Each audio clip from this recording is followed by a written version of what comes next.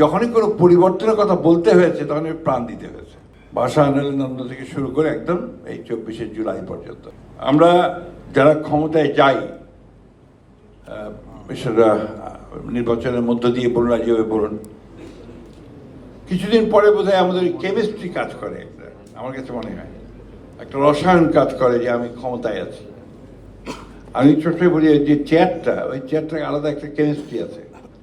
সেই কেমিস্ট্রিটা হচ্ছে যে ওই কেমিস্ট্রি আপনাকে ভিন্নভাবে চিন্তা করতে শুরু করে দেয়। এটার পরিবর্তন চেয়েছে ছেলেরা। আমি যখন আমরা আন্দোলন করছি ফ্যাসিবাদের বিরুদ্ধে, গণতন্ত্রকে আপনার রেস্টোরেশনের জন্য, পুনরুদ্ধারের জন্য, আওয়ামী লীগের বিরুদ্ধে সমস্ত রাজনৈতিক দলগুলো মিলে আমরা অনেক সভা করেছি, বড় বড় সমাবেশ করেছি, আপনার মহাসমাবেশ করেছি সব জায়গাগুলোতে। একটা কথাই তখন মনে হতো, বলতাম, সেটা জোরে শুয়ে বলতাম যে তরুণদের দেখতে পাই না। আমি সে কথা খুব জোরে সুরে বলেছি যে কোথায় আমার সেই সব তরুণেরা, যুবকেরা যারা পরিবর্তন আনবে। তরুণ যুবক সাথে পরিবর্তন হয় না।